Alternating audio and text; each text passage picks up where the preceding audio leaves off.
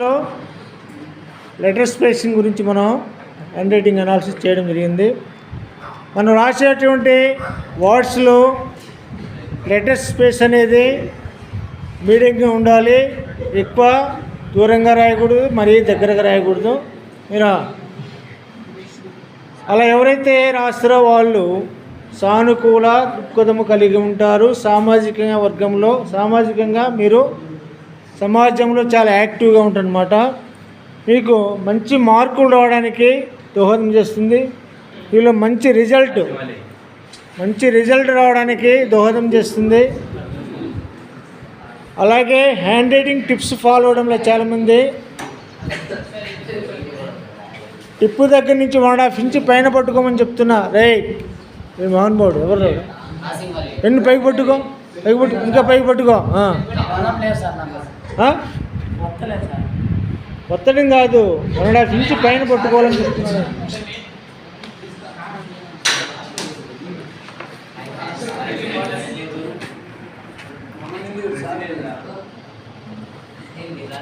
అదే పారాగ్రాఫ్ను 2 టైమ్స్ రాయాలి. మీకు దీంట్లో slant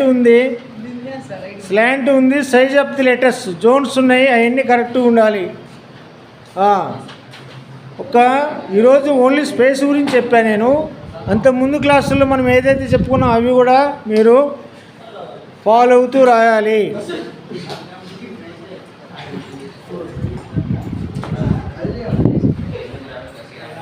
change your hand writing, change your life. Very good, super. ఏమేమి చేయికి 3 టైమ్స్ రాయాలి. అదే పారాగ్రాఫ్ నేను మళ్ళీ చూస్తా. నేను ఈ వీడియో అయిపోయిన తర్వాత చూస్తా. 3 టైమ్స్ రాయాలి.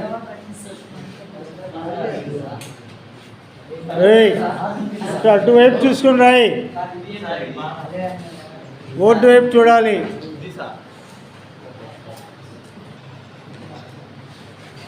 దీన్ని మీరు డైలీ క్లాసుల్లో ఫాలో అవుతూ రాయాలి. అలాగే ఒక నోట్స్ పెట్టి రోజు ఒక పారాగ్రాఫ్ ప్రాక్టీస్ చేస్తుంటే ఇంకా మీకు 100% మీకు ఇంకా మంచి రిజల్ట్ ఉంటుంది. సరేనా? మీకు నెక్స్ట్ వీక్ మీ క్లాస్ నోట్స్ చెక్ చేస్తాను నేను. నెక్స్ట్ వీక్ నుంచి క్లాసులు ఇప్పుడు మనం ఏదైతే చెప్పుకున్నామో అవి ఉండాలి మీ నోట్స్లో, క్లాస్ నోట్స్లో.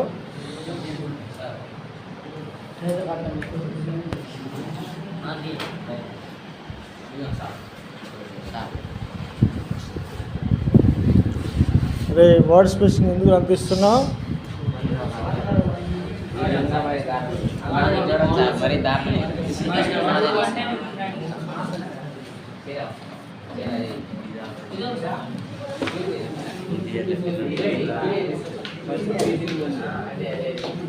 రైట్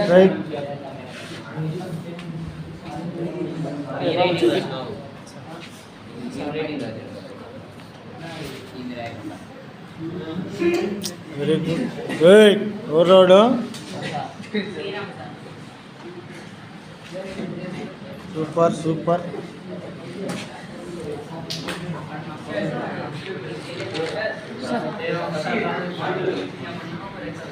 సూపర్ అను ఎందుకు అంత లావు రాస్తున్నావు? సరే, okay. Please subscribe my channel, like చేయండి, బెల్ ఐకాన్ క్లిక్ చేయండి రా. మీరు మొన్న ఓన్లీ చూశారు, వదిలేశారు. ఎవరు లైక్ చేయాలంటే లైక్ చేయడంలో మీరు లైక్ చేస్తూ ఉంటే మీకు ఇంకా నేను వేరే క్లాసులు కూడా పెడుతూ ఉంటా, మీరు చూసుకోవచ్చు. అంటే ఇక్కడే కాదు, నేను వేరే చోట కూడా క్లాసులు చెప్తూ ఉంటాం. డిఫరెంట్గా మీకు ఏదైనా డౌట్ వచ్చినప్పుడు హ్యాండ్ రైటింగ్లో మీరు చూసుకోవచ్చు అనమాట. ఓకేనా? కాబట్టి మీరు ప్రతి క్లాసు మీరు సబ్స్క్రైబ్ మీరు లైక్ చేయండి. Okay, thank you.